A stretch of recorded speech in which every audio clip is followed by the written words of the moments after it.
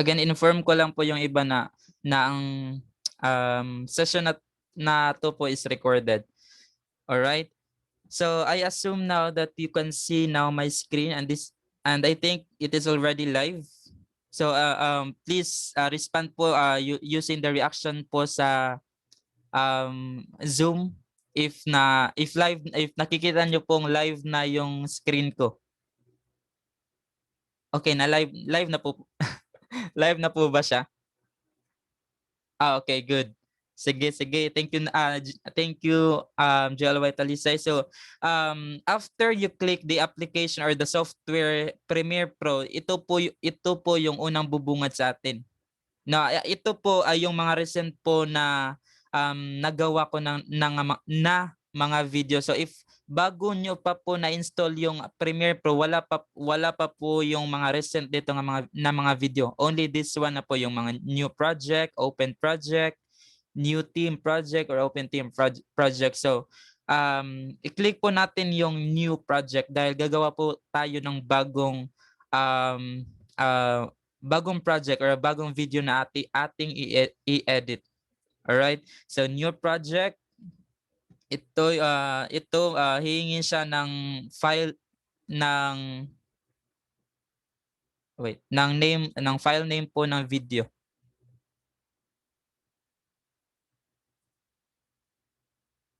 Alright. Wait po muna.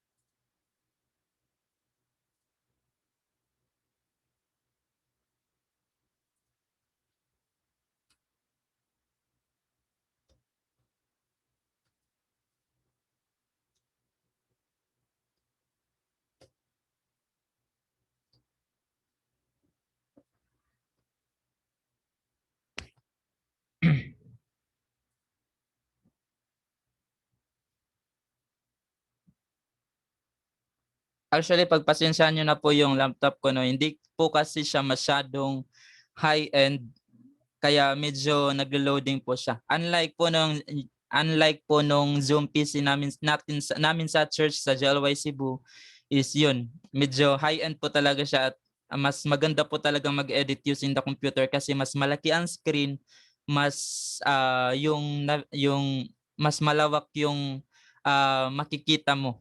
So ito po, this is the blank environment of Premiere Pro. So before nyo po yung makikita yung screen, no, yung kung saan ma-play yung video, we need to create a new sequence.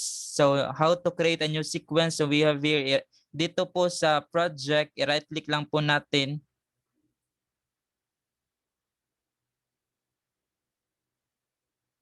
I-right click lang po natin, then new item, then no, sequence.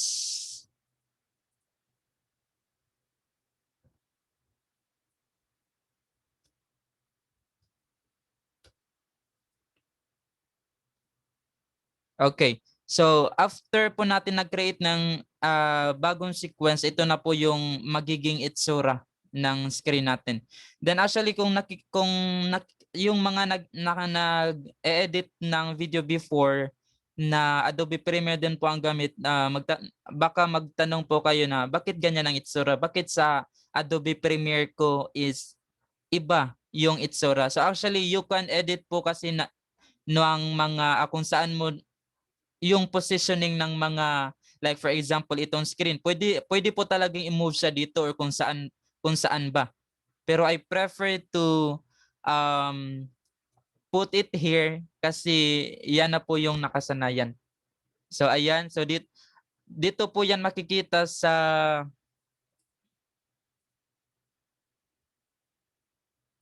dito po sa Windows. So yung naka-check mark po, diyan po yung mga active na nakikita nyo sa screen.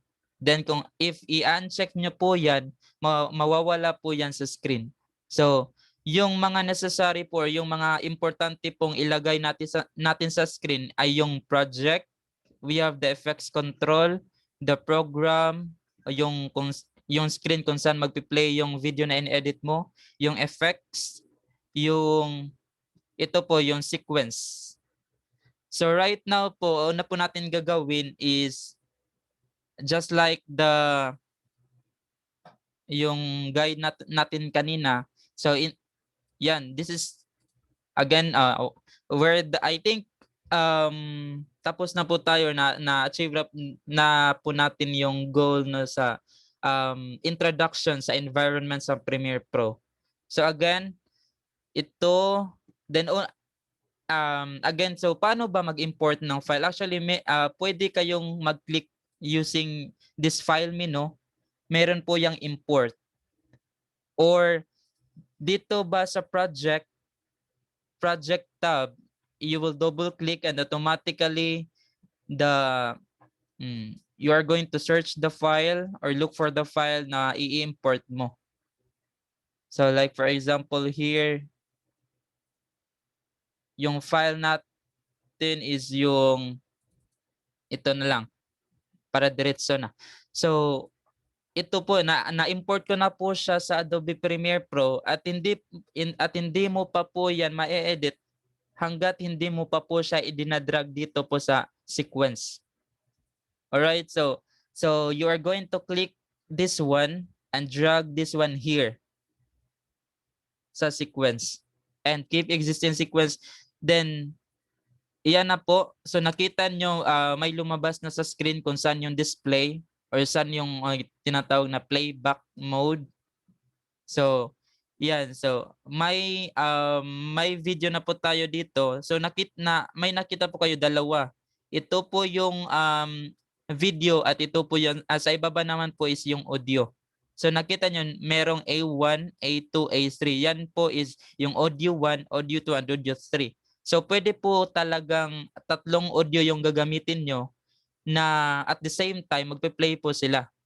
Pero of course, baka hindi na po, kung if that is a conversation or that is a dialogue, mas mabuti pong hindi dapat sinasapaw-sapaw dahil hindi po talaga yan maintindihan. So if ang mas usually yung ginagamit namin dito sa audio to, ini-insert po namin dito yung background music. Ito po yung audio 1 is for the original audio of the video. At the audio to naman dyan po namin inilalagay yung background music. Alright, so meron siyang scroll bar, tawag dito scroll bar na pwede mong ma-adjust na paliit or i-zoom, no? Yan.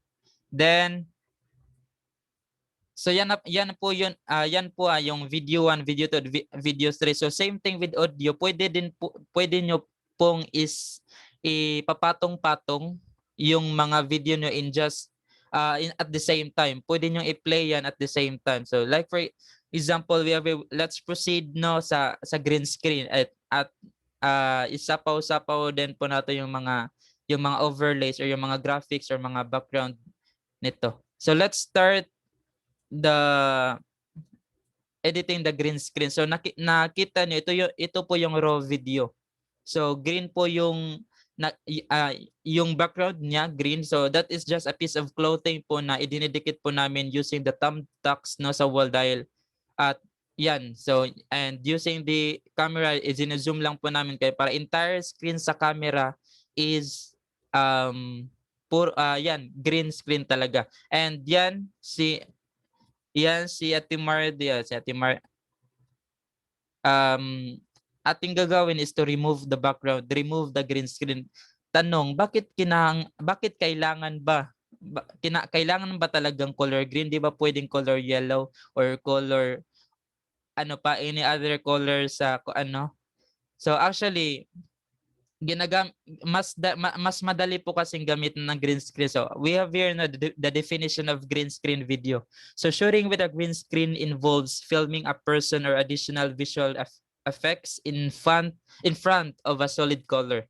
So then by digitally removing or keying out the color, you can drop that scene into the background of your choice in post-production. So removing the color background is also referred to as chroma keying. So nakita nyo po yung mga newscaster po, no? Actually, gumagamit po sila ng green screen. Kung nakikita nyo, bakit ibang background nila? Bakit yung sa weather forecast after no, so you can see there may tinuturo siya na hindi niya naman nakikita.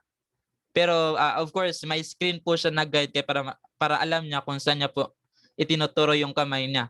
Pero in reality wala po siyang itinuturo, green screen lang po talaga. So yan, mas madali pong na-remove yung background at ang what left behind is the solid color or yung katawan niya. Alright, so that's the purpose of green screen. And yan po yung common or usual na ginagamit namin po sa announcement. So in past, I think 5 years or 7 years sa church, gumagamit po kami ng green screen sa pag-shoot po ng announcement namin dahil mas mapaglalarawan mo talaga yung background niya once na gumagamit ka ng green screen. Alright, so balik po tayo sa sample video. So we have here sample green screen. So yung gagawin natin is i-remove natin yung background, yung green screen, at papalitan natin yung ng mga overlays or yung mga background ba. Alright, so sa pagtanggal ng green screen, punta tayo sa effects. Under effects, just type the word ultra key. Yan. After you type ultra key or ultra lang ba, may lalabas dyan sa ibaba na ultra key. No, so what you're going to do is same thing no sa pag drag mo dito kanina ng video file dito sa sequence. Ito rin po atin din po siyang idadrag dito sa video kung sa video sa file na green screen po. Alright, so i-drag natin sa video at we will release. Now, click, hold, drag here, and release. Then, so nandito na po siya yung ultra key, na-add na po siya sa effects dito. So pupunta po tayo sa effects control. Sa effects control, again, dyan po natin ma-edit yung movement na video or kung ano mang effects na ini-add mo sa video. So hanapin po natin yung ultra key. So ito po, motion, hindi ito, opacity, hindi din po. So scroll down lang po tayo, makikita natin ang ultra key. So ultra key, so yan po yung effects na ini-add po natin sa video. So kanina po ito lang po yung laman ng effects control. So motion, opacity, audio effects, wala pa pong ultra key. But the moment we added the ultra key, automatically it will just add here. And sa pagtanggal po ng background, kung nakikita nyo po, meron siyang eyedropper dyan. Eyedropper, so you will just click that one, hover the mouse in the screen, and just one click, automatically the green screen background will be removed. So nakita nyo now, automatically parang hinigop ng eyedropper yung green screen, kumbaga. Kaya siguro eyedropper yung icon niya no, dahil humihigop siya ng color, yung green screen na color niya. Alright, so nakikita nyo bakit may puti-puti. So hindi nakikita nyo may mga puti-puti pa siya dahil po yan sa shadow. Kaya po remind ko lang po, kung mag-edit po kayo mag-shoot po kayo ng video na pang green screen, dapat proper lighting po, and dapat yung hindi masyadong makita, wala masyadong shadow po na nakikita doon sa background po, yung sa green na tela. So however, pwede naman po natin yung linisan, so, using here sa matte generation and matte cleanup. So matte generation, so punta po tayo, i-click po natin yung arrow.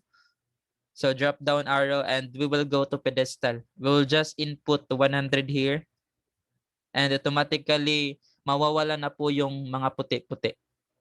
So kung nakikita nyo, black na siya, meaning to say wala na siyang background. So ang natira na lang is ito yung solid color na nasa screen.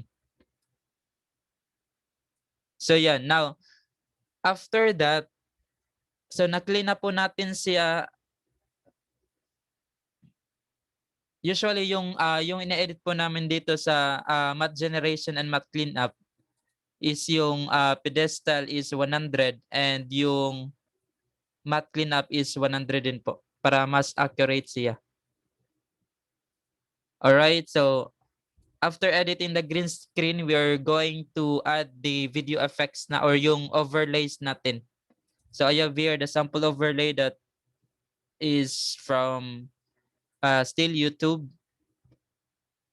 No, marami naman talagang overlay sa YouTube na pwedeng i-download, na pwede mo ring magamit sa green screen video mo.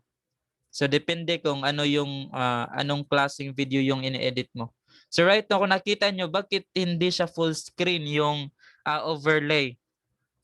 No, nakikita nyo hindi siya full screen. So what we need to do is to adjust the scale of that overlay. So saan ba siya makikita? Still doon po sa effects control. Then meron po diyang motion. Motion, under the motion na merong position and scale. So sa scaling po 100 na po siya. So let's add more. So kung scaling pataas po, yun yung palaki ng palaki yung size ng nung video. And if scale pababa naman po or pakonti ng pakonti is liliit siya. So gusto natin yung ma-fit siya sa screen. So pwede natin i-right click lang yung video kanina na overlay, i-right click. Ito pong scale to frame size. So di siya pwede. So naka-scale to frame size na siya pero hindi siya pwede. So we need to adjust the scale. So scale, palaki ng palaki hanggang sa ma-fit siya doon sa video na sa video screen na ating in-edit. Alright? So nakita nyo meron na siyang dalawa no, na video 1 and video 2. So video 1 is the overlay, siya yung background.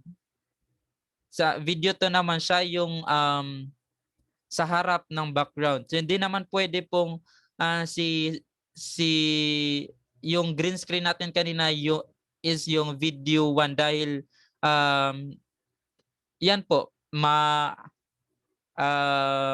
yung matatabunan po siya, hindi po siya makikita. So that's why siya na walang background, so we need to put that sa video 2 po, yung pataas ng pataas. Kung sino dito sa video 1, video 2, video 3 and video 4, sila po yung yung sapaw-sapaw, sila po yung nakikita. Sila po yung shall I say, yung mga nasa harap. Sila po yung nasa harap ng video, kumbaga. Alright? So yan po, una po nating, so let's move the video, yung green screen natin kanina dito sa motion. Sa positioning naman po, meron yung horizontal and vertical. So sa horizontal, ito po yung yan, you can move the video or yung yung video pa left to right. Then sa vertical naman po is is above and down niya. Hindi naman po natin siya pwedeng ganituhin dahil lilipad siya. Wala siyang sa pag-shoot ng video, diyan lang po talaga siya sa chan. So kaya hindi siya natin pwedeng itaas pa. So dito lang po siya, i-level lang po natin sa ganyan. So right now, meron na po tayong green screen. Na-insert na din po natin yung overlays ng video, or pwede din po depende naman po kung anong klase video yung ini-edit nyo. Pwede naman po nating palitan ng background yung kung depende kung anong klase. It could be, I have a sample here yung ini-edit ko kanina, yung like nasa bahay siya. So ayan, ginawan ko siya kanina, hindi siya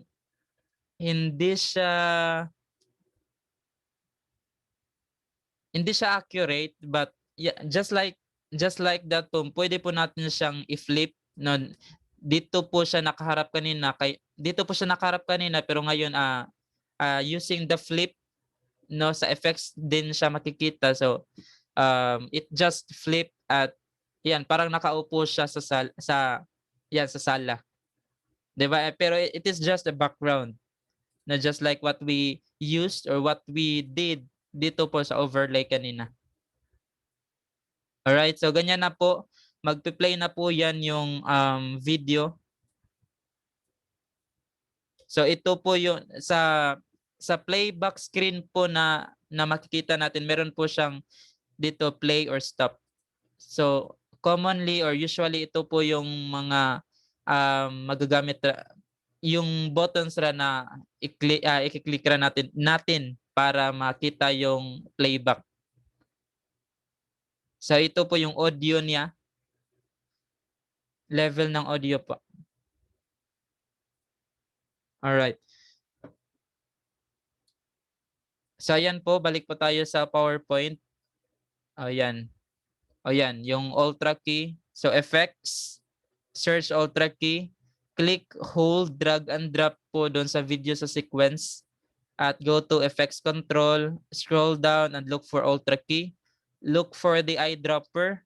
Click and hover the cursor to the green screen in the preview pane. And ayun, adjust the matte generation and matte cleanup. So ayan, nakagawa na po tayo ng sample video po na gamit yung green screen natin. Then pagkatapos po is ayun, ang ikatlo po is yung how to insert a text. So sa pag-insert po ng text, makikita nyo po dito may letter T. So that will be that is the type tool or the text tool. So sa pag-click mo po dito at ayan, so click mo kung saan mo gustong ilagay yung text. So you will just type, sige, let's just use her name lang, Mardy. Ayan. So may text na Mardy at adjust po natin yung so sa pag-insert nyo po ng text, another file po siya yung makikita nyo dito sa sequence. Kung nakita nyo ganyan, meron na siyang overlay, yung sa background niya. Meron na po tayo yung green screen raw video na yung babae at yung text po. 'Di ba? Again, hindi po pwedeng nasa video 1 or video 2 si text dahil mapapatungan siya at hindi na makikita. So kaya be careful lang po sa pag-edit at dapat alam nyo po yung video yung paraan sa pag-edit na using the video 1, video 2 and video 3. So ayan after we click Mardy, punta po tayo sa effects control. So doon na din po natin i-edit yung name na including the font style or the font color. So we have here the text niya. Meron siyang text remapping po a text na add po dito, not time remapping, text po, text. Then you can change the font style po, no? You can download fonts from Google. Marami po yung mga free lang po na pwede natin i-download.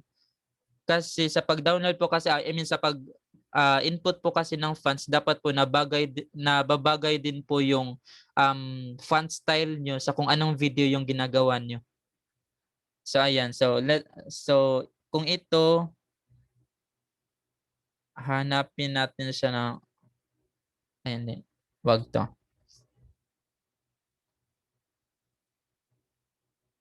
Hanapin natin siya ng mas babagay sa kanya.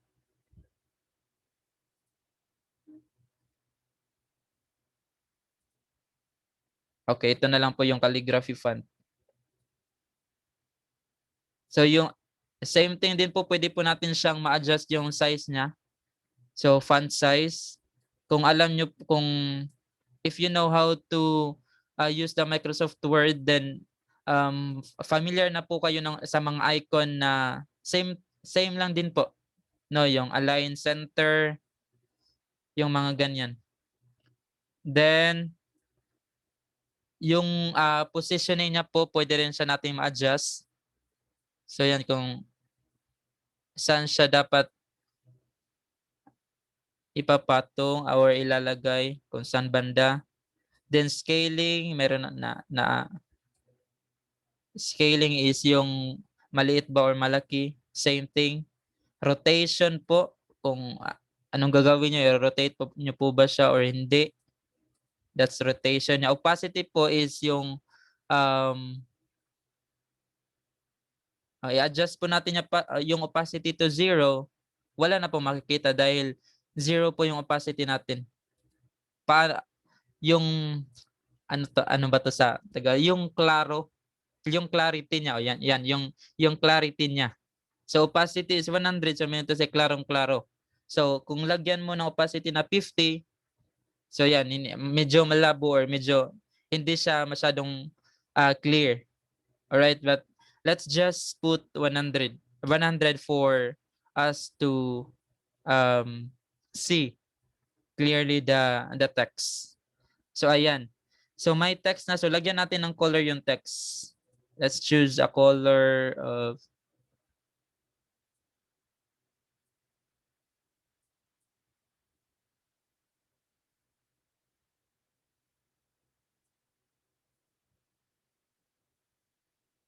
then let's see if ayan.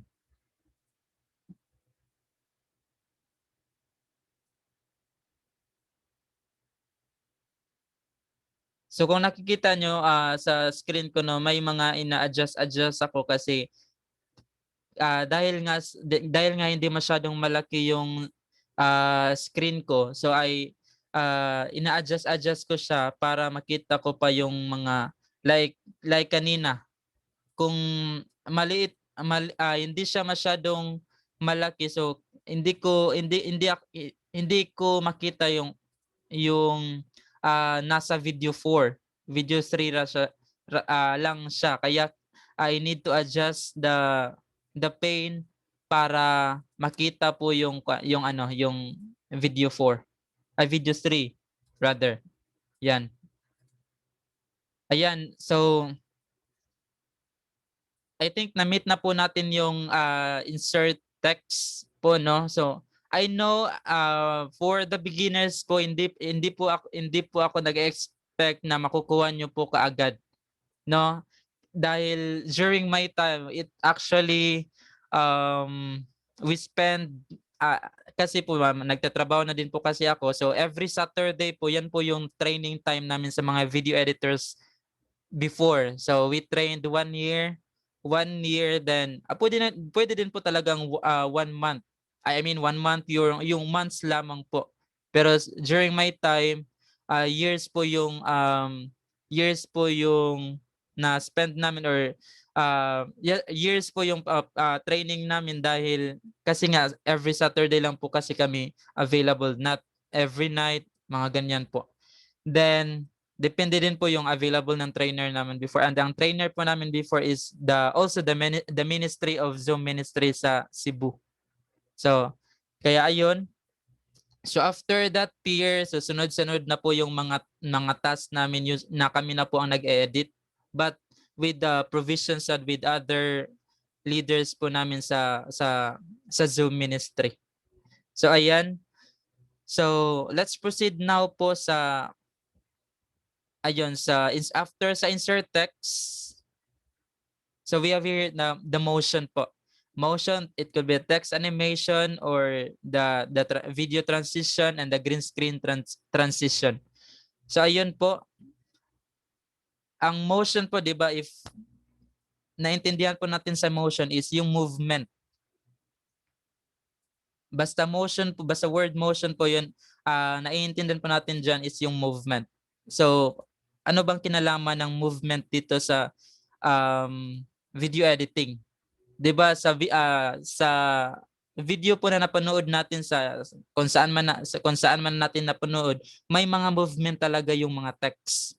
Movement ng text, movement ba ng video, or kung ano-ano pang mga graphics na inilalagay nila yung mga nagmo-move. So right now gagawa natin ng motion or yung movement is the text.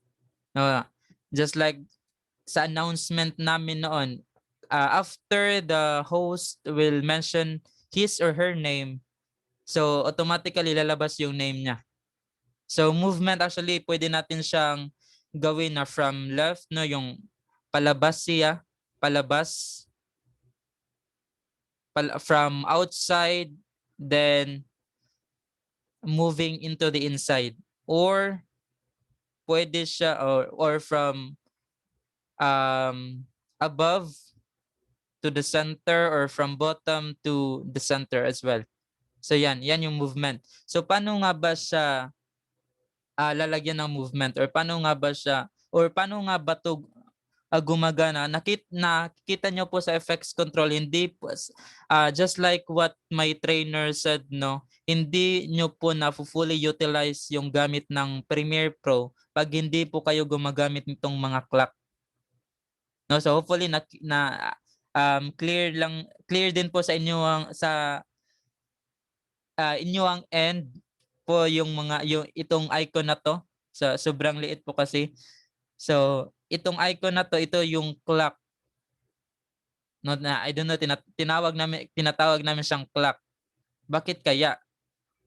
Sige. So let's start with using this one. So just click this one. So after you click the clock, may lalabas siya na maliit na tuldok. How to call this one? Small dot. Yeah, ganyan na lang, ganyan. So after you click that one, so may lalabas siya dito. So yan. Then, and by the way, hindi ko pa na-introduce yung blue na gumagalaw, yung linya na blue. Yan po yung anong tawag dito? Ito po kung saan po to naka-point yung blue, kung saan po siya naka-align, yan po yung lumalabas sa screen. Like for example, this specific time. At this specific time, diyan po siya natin dapat i-show yung text. Diyan po dapat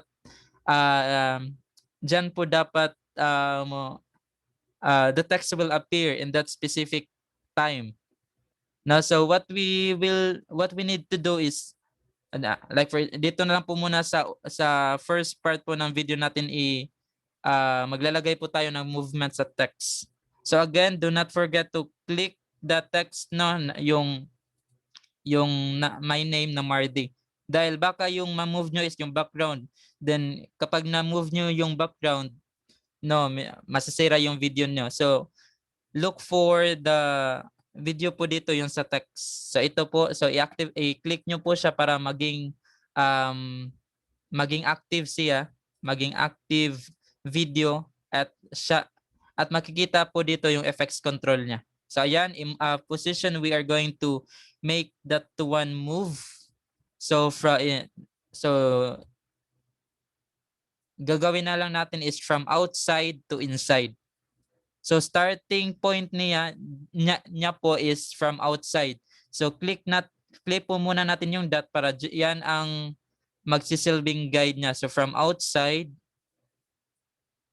Alright, then play the video kung yung duration niya, kung kailan siya papasok sa screen. So ayan, lagyan din po natin ng dot. So during this time, so dapat papasok na siya. So ayan, ibabalik natin. So again, nakita nyo, may changes na siya sa positioning vertically, horizontally. So from 1561, ang 1561 is wala pong text na makikita kasi nasa right side po siya, nasa labas sa right. Then the next one, sa pangalawang dot is 823, yung horizontal niya na position. So meaning to say, nasa loob na po siya. Nakikita na po natin yung text kasi nasa loob na siya. Then kung i-play natin, so ganyan po yung makikita nyo sa video. So yan. So pwede din po na mas pabagalin nyo po yung ang tawag nito, ang pag-move po ng video by adjusting the dots. So kung mas malayo, mas mabagal. Pero kung mas malapit, mas mabilis. Alright, so let's just adjust this one. So play. So ganyan. Pero sometimes po kung yung video na na-edit nyo is very fast, so pwede din po nyong i-adjust to ng mas mabilis para depende po para mas babagay po siya sa video. So ayan, so bibilisan pa po natin. Yan. So ganyan. So kung nakikita nyo, ito po yung first dot, yan po yung starting point.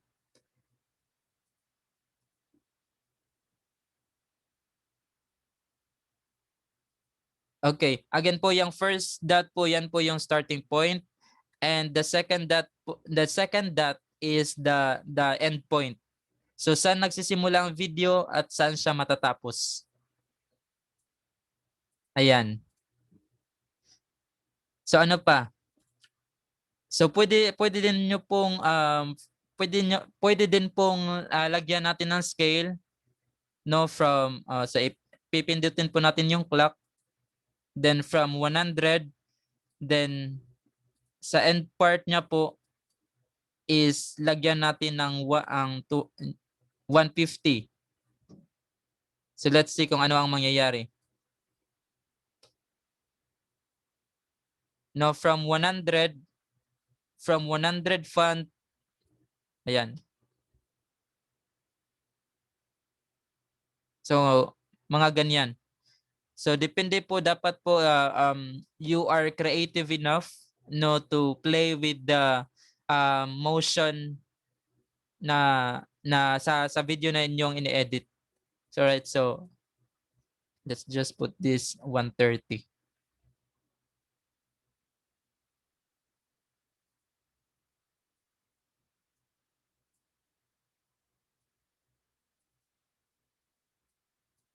All right. So ganyan lang po kadali. I don't know if madali lang po. I don't know if madali lang po ba siya. And after that,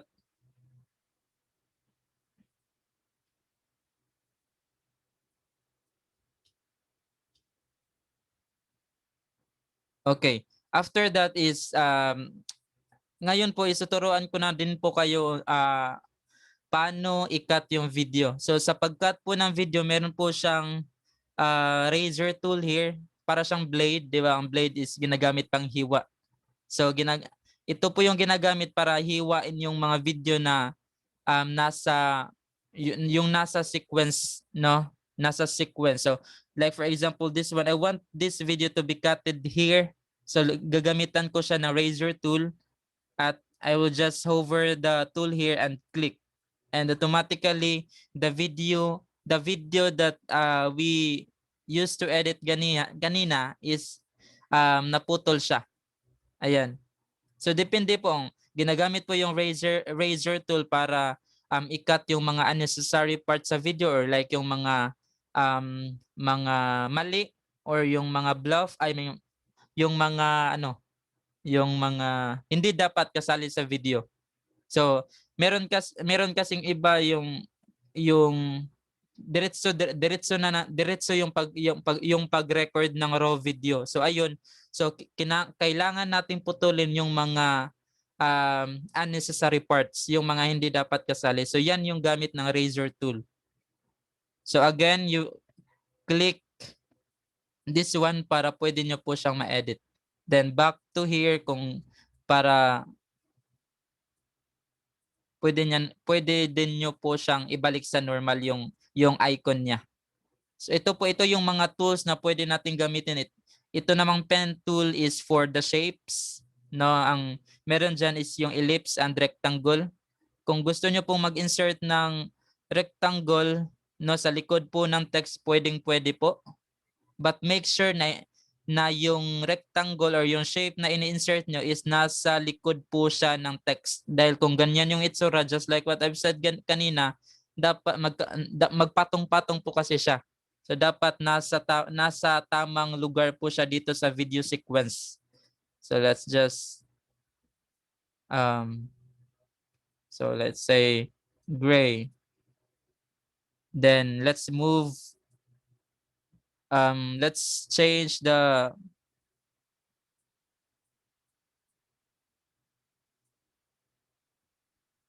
yung mga ganyan. So pwede rin usually yung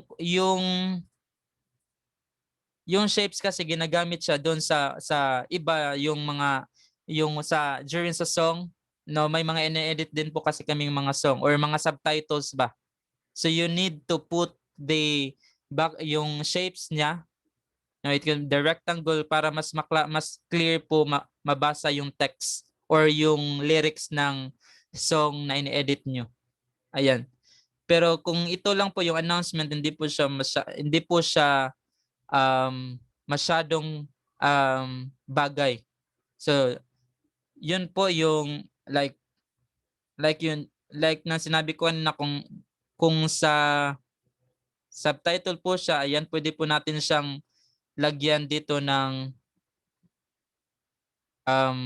lagyan po natin siya ng shape at then adjust din po natin siya. Pwede siya nating ma-adjust. So it could be yan pababa or opacity niya or yung sobrang klaro or your sobrang solid or yung medyo malabo or ano ba. So ganyan. Then pwede mo na siyang insertan ng text diyan. Not this font style po but kung subtitle po siya, hindi po siya masyadong bagay. So yan din po yung dapat nating isipin sa pag edit ng video po. Dapat tingnan natin kung bagay ba talaga yung mga inilalagay natin diyan sa screen or yung video. Then plain white lang po siya. At ayan. So yung font style niya, font style, let's adjust into 50. 60. So yan, ganyan. So center, let's just align it to the center, then ganyan. Para na siyang subtitle kumbaga. So ayan. Then ano pa, yung text animation po. Yung transition. So marami pong transition diyan sa Premiere Pro pero commonly na ginagamit namin is yung deep to black. No, sa FX din po makikita yan. So deep to black. So click, hold, and drag between the two video here. So deep to black. So yung deep to black from the word black. So yung screen ay magba-black siya. So depende kung gaano siya kataas. So from clear to black. Alright, then balik agad sa clear. So hindi siya bagay pag ganito mga video. Yung deep to black bagay siya yung sa mga short film, yung mga deep to white. Ang deep to white is yung white yung screen niya. Kung kanina black, ngayon is white. So entire white ang screen, then balik siya to parang pang transition niya po sa following video, sa mga sumunod na video. Then pwede din po yung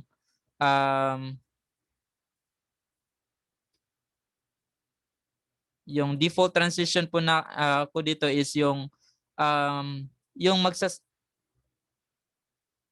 hindi po siya klaro dahil the same video po kasi. So ayun. What time is it? 3:52. We're almost done. So ayan po. My PowerPoint if may nakalimutan po tayo. Alright, yung sa motion po, dito po natin siya makikita sa effects control. Then yung motion, position, scaling, sa rotation po ba or kahit saan? Alright. Sige po, I will be accepting questions po kung skills, ano po ba ang mga ini-expect nyo pa? Ay. Nadis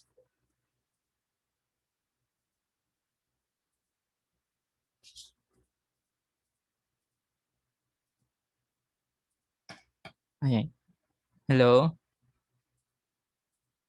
Disconnect ko.